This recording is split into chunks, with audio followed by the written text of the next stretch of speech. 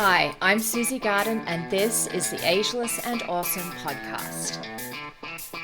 I'm an age-defying naturopath and clinical nutritionist, and I'm here to bust myths around women's health and aging so that you can be ageless and awesome in your 40s, 50s, and beyond. The Ageless and Awesome podcast is dedicated to helping women through perimenopause and menopause with great health, a positive mindset, and outrageous confidence. Hit subscribe or follow now, and let's get started. Hello, gorgeous one. I hope you're having a great week so far. This week, I'm starting a little series on mental health and perimenopause because I think that certainly in my clinic, I'm seeing a lot of people with anxiety, with depression, with a whole bunch of mental health related issues. And often what people don't realize is that perimenopause and menopause can play a part in this, and hormonal imbalances can play a part in this. So any woman that's experiencing issues with their estrogen or their progesterone will get something out of this little mental health series that I'm going to do over the next few weeks. So today I'm diving into a fascinating topic that ties together the world of hormones and neuroscience, perimenopausal depression, and the incredible glymphatic system. So let's get started exploring the mysteries of menopause and the brain, or hormones in the brain is probably more accurate. So during perimenopause, fluctuating hormone levels, and this will be any actual condition where there are fluctuating hormone levels, okay? And especially estrogen and progesterone is what I'm talking about. This can wreak havoc on our mental well-being. And for some people, unfortunately, these hormonal changes can lead to what we call perimenopausal depression, a state where our emotions seem to be riding a wild roller coaster. And this is not just all in our heads. This is a real and serious condition that can affect our daily lives and our overall happiness. And the science behind it, it's actually quite complex, and that's where the glymphatic system comes into the picture. Glymphatic is one of my favorite words, I have to say. I just have to get that out there because I love this word. I thought it was made up. The glymphatic system sounds so made up, I know, but it's essentially the brain's own personal cleaning crew. Just like our lymphatic system helps remove waste and toxins from the body, the glymphatic system does the same for our brains. This is only a relatively recently discovered system. It's the lymphatic system of the brain. And it was discovered by researchers at the University of Rochester Medical Center in the United States. And they found that during sleep, this is really cool, our brain cells actually shrink, allowing cerebrospinal fluid, it's also known as CSF, to flush through the brain and remove harmful waste products that build up during our waking hours.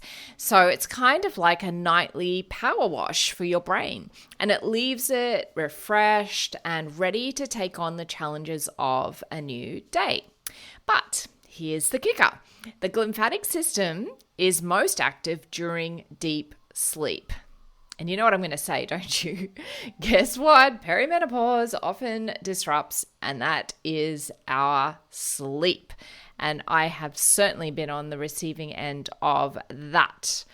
And it's awful. So as if hot flashes and mood swings were not enough, perimenopause also tends to bring along sleep disturbances such as insomnia, waking up frequently during the night, and finding it very difficult to get back to sleep. It's like a dance of hormones and sleep deprivation, and our poor glymphatic system might be caught in the crossfire. As when we don't get enough deep sleep, the glymphatic system can't do its job effectively, and that leaves waste products accumulating in our brain. And over time, this buildup can lead to, and this might sound familiar, cognitive issues, memory problems, and possibly even contribute to the development of mood disorders like perimenopausal depression. And these sleep disorders tends to be brought on by the lack of progesterone specifically. But let's now talk about estrogen. So estrogen plays a crucial role in regulating mood and emotional well-being. And when its levels fluctuate during peri and in other conditions, such as PMDD, it can impact neurotransmitters, which are brain chemicals, like serotonin and dopamine. And these are responsible for mood regulation. And the glymphatic system's functioning might also be influenced by estrogen levels. Studies have shown that estrogen enhances the clearance of toxic proteins from the brain, making it an essential player in the brain's waste disposal system. So imagine, our estrogen levels are all over the place during peri. The glymphatic system may not be able to keep up with the waste clearance, particularly if you're not sleeping, and this could potentially contribute to mood swings, irritability, and perimenopausal depression. So these are the theories that the researchers are working with. So what do we do? Because the struggle is real, but it is manageable. There are ways to support our mental health during this phase. So sleep is obviously going to be the big one, prioritizing sleep. This is so that we can make sure our glymphatic system is working well, so we can get rid of those toxins out of the brain. So creating a sleep-friendly environment, practicing good sleep hygiene, and the more we learn about this, the more we realize that sleep hygiene is critical. Having some sort of routine, that's all sleep hygiene is. It's just having some sort of routine around going to bed. And what some more recent research has shown that the actual time of going to bed, so having a regular bedtime, is actually way more important than we thought it was. So if you can manage your evening, and I know obviously sometimes there are interruptions, such as if you're a shift worker, such as if you have young kids or babies or, whatever, which you're probably not likely to have a baby when you're going through perimenopause, but sometimes there are some women that are. So it is one of these things where you just do the best that you can to try and have the same bedtime every night if possible. And having some sort of routine, whether it's having a shower, having a bath, washing your face, having some break from your screens, maybe doing some reading, maybe doing some journaling, maybe doing some breathing, some meditation, something, just having some sort of routine. And it doesn't have to be a big palaver. It can just be like 15 minutes. I know for me personally, from about 6 o'clock at night, there's no screen for me. All my lights are low. I always have a really good skincare kind of, which I really love doing is, and feeling all of the products going into my skin, brushing my hair, all that sort of thing. Nothing very, particularly groundbreaking or special. It's just something that you do to make some sort of routine that's telling your brain, essentially, that it is now time to get ready to go to sleep. The other thing is you want to make sure your bedroom is cool. Our body temperature needs to drop about 1 degree in order to get to sleep. So the bedroom needs to be cool. You need to have a very dark room. When you open your eyes in your bedroom, if you can make out the outlines of your furniture, it's not dark enough. And if it's not possible to get it so dark, you can use an eye mask. That works really well. Have your room as quiet as possible as well. These are just quite a few tips. Another thing you can do to help with perimenopausal depression is bringing movement into your day. Physical activity improves your mood. Physical activity releases endorphins.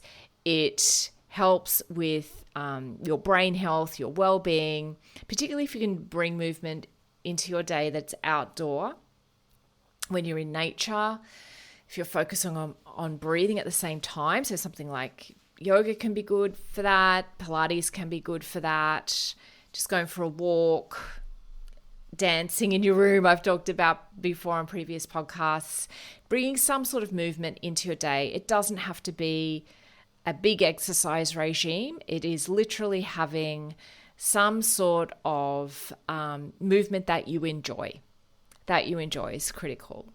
Of course, I'm always going to say mindfulness and meditation because we know there's so much science that these practices can help reduce stress and promote emotional balance. So finding some sort of meditative practice that works for you, and that could be a moving meditation. It doesn't have to be sitting in lotus position with your incense and your kaftan on. It can be something like a moving meditation where you are completely focused and present as you're going for a walk or as you're going for a surf or a swim or whatever it is that you want to do.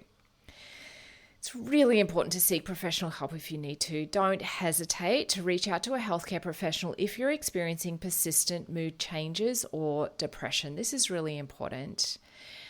Reduce inflammation in the body. That's another really important thing. Eating anti-inflammatory foods such as brightly colored fruits and veggies, reducing toxin exposure by washing your fruits and veggies for a start, and looking after your gut health, super important as well. And if you really want to go for it, go for a personalized nutrition plan.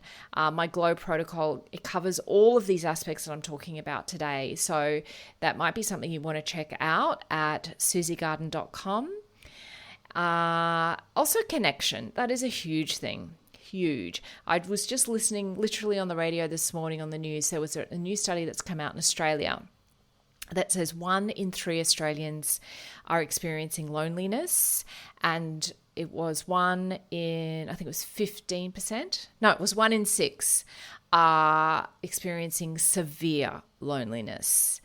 So connection with others is critical. Surround yourself with a supportive network of friends and family.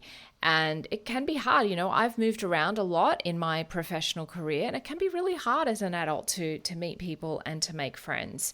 And so if you can find, you know, for me, I've been lucky. I've always kind of had that interest in yoga, and just belonging to a studio and seeing the same people in class can be really nice. Having some purpose, having something to do is really important from that point of view. We also, you know, there are often local social clubs around. I know that I'm a member of one here on the coast. There are meetups. There are ways to meet people if you want to. And even if you're quite shy, I'm a very shy person, it's important to put yourself out there to connect with others. So that's just, I'll just recap those. So prioritizing sleep, bringing movement into your day, mindfulness and meditation, seeking professional help, reducing inflammation in the body, super important for managing depression, and connecting with others. So, you know, perimenopausal depression is a real aspect and a very challenging aspect of the perimenopause and menopausal journey. The glymphatic system, you know, I love to say that word, adds an intriguing dimension to this topic. It highlights the intricate connection between hormones, sleep, and mental health. So if you're navigating this right now, please know that you're not alone. There is a wealth of knowledge and support available to help you through this part of your life cycle. It is not forever. So embrace self-compassion, prioritize self-care, and remember, one of my favorite mantras that was told to me when I was an operating theatre nurse when I was in my early 20s by one of the older nurses. And it just applies to so many situations. This too shall pass. This too shall pass.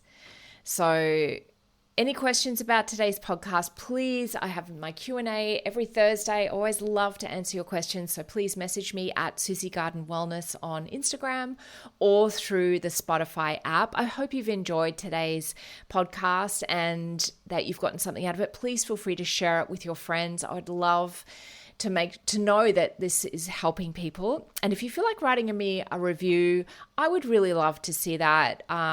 It's really hard to get people to write reviews. And, you know, when I sit here in my room and I am, you know, all by myself, it would be really great to get some feedback. So have a great week. I'll be back on Thursday. And yeah, I've really enjoyed hanging out with you today. Thanks so much for joining me today on the Ageless and Awesome podcast. If you liked today's episode, please make sure you click the little plus button if you're on Apple Podcasts, or the follow button if you're on Spotify so that you can get each new episode delivered to you every single week. If you like free stuff, and who doesn't, then head over to susiegarden.com and grab my 8 essential age-defying secrets every woman over 40 should know right now. Or if you'd like to continue the discussion, head over to Instagram and DM me at Susie Garden Wellness. I'd love to connect with you.